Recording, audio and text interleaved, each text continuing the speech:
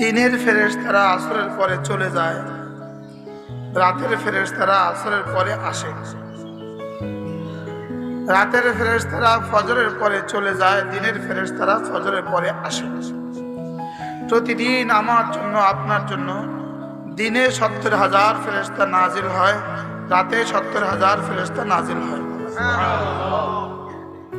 যেই ফেরেশতা আজকে আমার ডিউটি করেছে, এরা জীবনে আর কখনো ডিউটি করে নাই, কিয়ামত পর্যন্ত আর কখনো ডিউটি করবে না।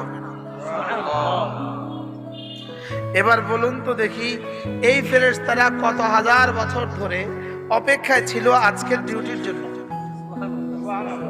এদেরকে বানাবার পরে আল্লাহ তাআলা এদেরকে যেন একটা চিরকুট লিখে দিয়েছেন, 2022 সালের 9 ফেব্রুয়ারি তোমার ডিউটি।